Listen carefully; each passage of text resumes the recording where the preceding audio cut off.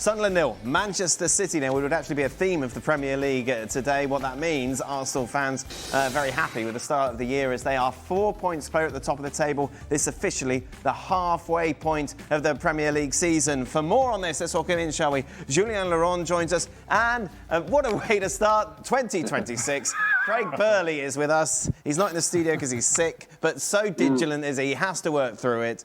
Burley, what did you make of the City performance today? Well, this is the way forward for 2026. I can't be bothered to get off my backside. Everyone's a winner. Everyone's a winner. You stay home as long as you like. Everyone's a winner. Nobody gets sick. Nobody has to put up with me.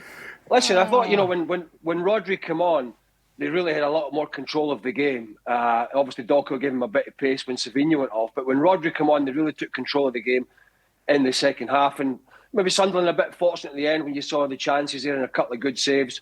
The one in the first half from Haaland, he hits it straight at him. I don't think the contact is super clean.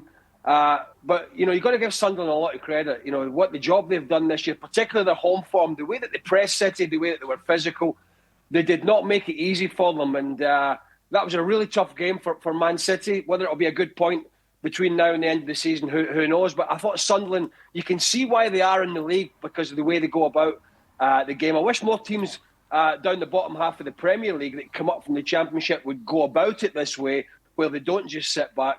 But in the end, I think, City could have won it, guys, in the second half. But, fortune wasn't on their side today in terms of in front of goal. This is the Sunderland side, of course, who got a point against Arsenal at home earlier on in the season as well, Jules. This was the game that I think we all expected, wasn't it? Yeah, probably the physicality, how solid defensively Sunderland can be, especially at home. That's why they recruited some of those players, Shaka, Gertruda, Mukiele, Alderete, all of them have also that side of it for Hislop, and they did that well today. Actually, I thought at the start they were trying to play out from the back, and you were thinking like, why would you do that against City at home? And as soon as they started playing long on the Bobby chance that we saw, there's another one for Adingra later on in that first half as well.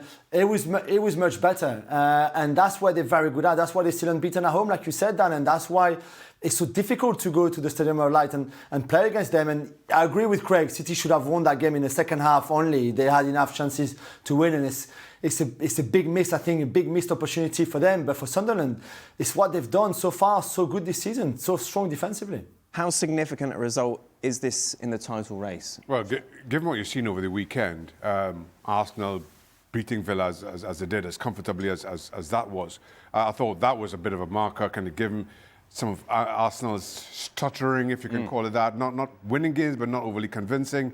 And then they do that to Villa, given the run that Villa were on. You were looking for City to respond in kind against a very good Sunderland team, particularly the Stadium of Light. But I just thought this was more... Well, I thought Sunderland did wonderfully well, as you'd expect from them. I mean, you know what they're good at, and I think they have so much balance. But at the same time, I feel there was some below-par performances on the Man City team, and I'm thinking primarily at Haaland here. Listen, he doesn't give you an awful lot outside of his goals. So when you get chances like the one he did in the first half, normally you put your mortgage on those. But he fluffed his lines, and then while Man City's wheels got turning in the second half, again you saw the disciplined defensive side of Sunderland rode their luck a little bit. Ross had to come up big with a couple of saves. But this is a Sunderland team that are very balanced, very disciplined, particularly at home. And, well, yeah, you could say City probably should have won it. You can't deny that Sunderland equally were deserving of their point. Good Christmas for Arsenal, Craig. Yeah, it was, and particularly that second half against Aston Villa, obviously, and then obviously, Man City dropping a couple of points. But, you talk about rotating. I understand Guardiola he wanted to rotate him. He's played a lot of games. He's been very good. Ake comes in. The Reinders one was a bit strange to me. Reinders has not always started, so he's not somebody that's played every game. And he scored against...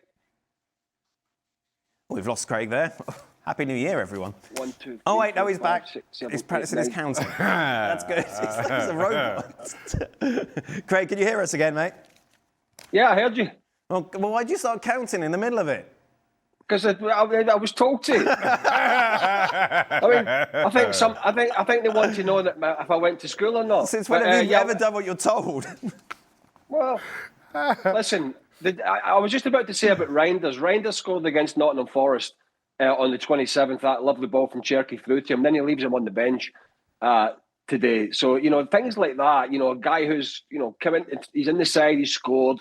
All of a sudden, he sort of leaves him out. I understand all the rotation, but sometimes with certain players, it's a little bit baffling. You know, they had 6 players away. I think 6 players at the AFCON at Sunderland, not all starters, but they had 6 players away. And this is a team that's come up from the Championship. Can you imagine all we hear from these top managers? I know we're going to get to Maresca in a little bit, but he was one whining about games, this, that, and the next thing. All these ones at the top, they're all the same, and yet we have a team up from the Championship with 6 players away, just getting on with it and being super competitive. And what about Granit Xhaka again in the middle of the park? So yeah, tough game for Man City. And I think when Arsenal look back at the game at Sunderland they were 2-1 up with not long left to go, digging a result out there and dropped a couple of points. It's been tough for a lot of teams up there at the Stadium of Light.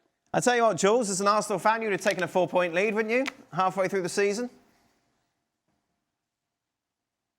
At the time, the players would be super happy to be in that position now. I mean, it was not always perfect in the first half of the season. There were some really good performances. At times, I think they looked a bit tired, maybe a bit predictable with the ball. They had set pieces, of course, but the overall performances were not always maybe the greatest. But to get at this stage of the season with that lead, similar goal difference as we saw, there's just a +1 for City and of Arsenal, but also to have played away at United and away at Liverpool and you know, away at Chelsea, the 2 Villa games are done, away at Newcastle, and yes, you will have to go to City and go to Spurs. But I think with the scheduling of that first half of the season, I think they'll be very happy with where they are. Listen to the excitement, the hope in Jules' voice. Well, you know the other thing is, guys, that City are 4 points behind with a striker who's had a great start to the season, and Arsenal are sitting top with a new striker who's yet to get going. You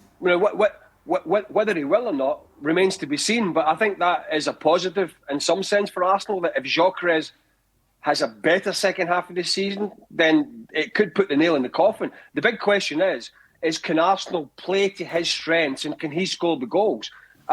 So Arsenal are doing it at the moment without a number 9 once more who's in bang-in form. Where City have got a striker who's banging the goals in. And Jules, your golden boy is back, Kai Havertz. Get rid of Gyökeres, that's it.